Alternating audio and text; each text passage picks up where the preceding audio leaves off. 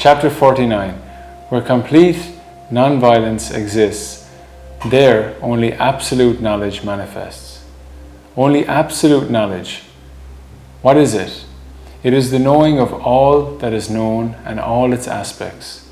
When one becomes the knower of all known things, then only is it absolute knowledge. Dada Bhagwan. The enlightened soul, Dada Bhagwan says, I have given you self-knowledge and made you a Purusha, soul self. Now, if you put in effort, Purusharth, you can transform from being a human, Purusha, to becoming the highest of humans, Purushottam. Dada Bhagwan says, I have given you 9-verse diamond prayers. If you recite these 9-verse prayers, violence will not touch you, and all the violence that has occurred so far will be washed away. Here is the 9-diamond prayer. The 9 priceless diamonds prayer. Aspirational prayer for attaining an ideal holistic conduct. 1. O Dada Bhagwan, may you bless me with such an infinite inner strength as would restrain me from hurting, causing someone to hurt, or supporting someone hurting, even slightly the ego of any living being. May you bless me with such an infinite inner strength so as to have relative pluralism, Savdvada, in my speech, conduct and thinking, so as not to hurt even slightly the ego of any living being. 2. O Dada Bhagwan, give me the infinite inner strength so as not to hurt, nor cause someone to hurt, nor support anyone hurting, even to the slightest extent, the foundation or viewpoint of any religion or belief system. Bless me with such an infinite inner strength so as to have relative pluralism, Sadvada, in my speech, conduct and thinking, as would not hurt the viewpoints of any religion or belief system. 3. O Dada Bhagwan, may you bless me with such an infinite inner strength as would restrain me from uttering untrue, adverse things, offending or showing disrespect towards any living being, preacher, monk, nun, or a religious head. 4. O Dada Bhagwan, may you bless me with such an infinite inner strength as would not make me dislike or hate any living being to the slightest extent, nor cause anyone, nor support anyone in doing so. 5.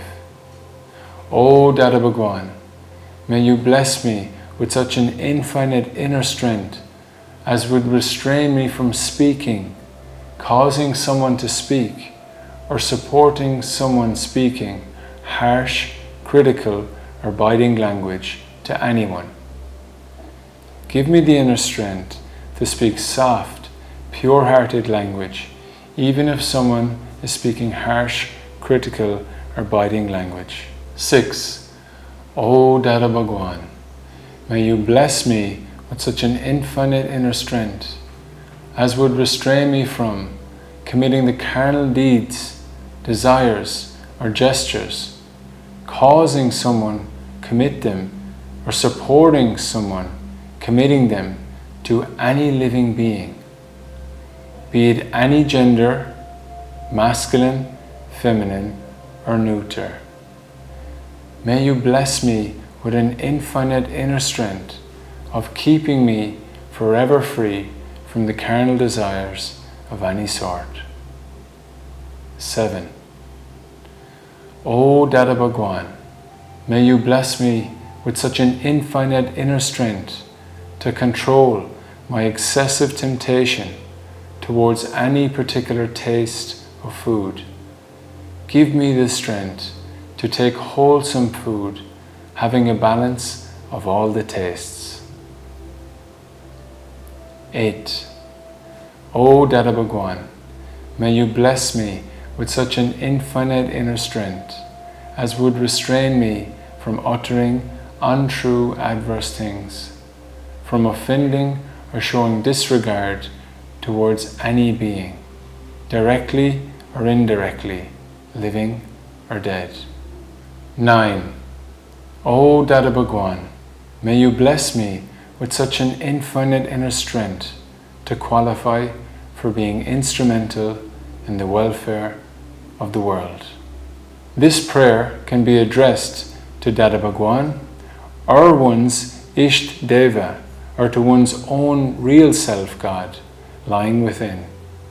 It is to be recited every morning, noontime and bedtime. This prayer is the essence of all scriptures. These 9-verse prayers are the essence of all the 14 worlds. They are the essence of the entire enlightened detached one's science.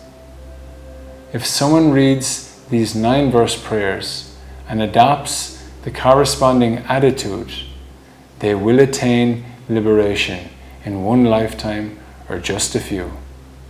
There will be no enmity with anyone in the world, and friendship will prevail with everyone. I have given you 5 precepts along with knowledge of self-realization. By following them, the material nature, prakruti, breaks and fractures.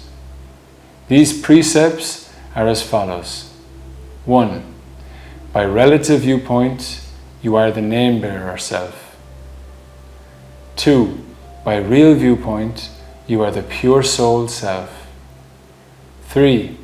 This world is operated by Vyavashtit Shakti, scientific circumstantial evidences, natural order. 4. Resolving files, karmic relations with equanimity. And 5. Crediting the account book of the pure soul.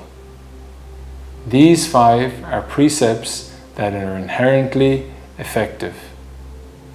The world is nothing but an ocean of violence. He who follows our 5 precepts is not involved in this body at that time. Since the body is gross, it can be a source of suffering for other living beings, whereas the soul is subtle and does not cause harm to anyone. That is why, even in the ocean of violence, I am completely non-violent. My mind is not violent at all, although my speech is slightly violent in some places. I do not own this speech, but since it is like a recorded audio tape, I acknowledge its fault and rectify it through repentance. If you follow my precepts, you too will be non-violent. Dada Bhagwan says, the highest religion is one where the subtle distinctions of non-violence are understood. Complete non-violence is the absolute knowledge. Therefore, the true religion is where violence is completely eliminated. The entire world is filled with violence, but when you become non-violent, your own world becomes non-violent too. Without the kingdom of non-violence, absolute knowledge will never be attained. This awakening will not come to completion. This awakening will not come to completion. Dadaji says, these are all manifestations of the Supreme Soul. All living beings are the Supreme Soul. So whom will you harm? Whom will you give suffering? King Bharat had 1,300 queens. Even while fighting wars, he maintained awareness to this knowledge. Lord Rishabdev had given him the Akram Vignan.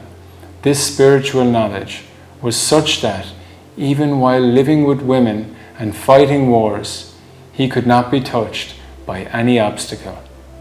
It allowed him to remain unaffected and detached. Dada Bhagwan says, I have given you the same knowledge. The Experiential Spiritual Aphorism, 18 by 258. The complete path to liberation is based on non-violence. When we, in this body, taste the bliss of freedom from the bondage of the body, in order to truly experience the bliss of liberation, non-violence is absolutely essential.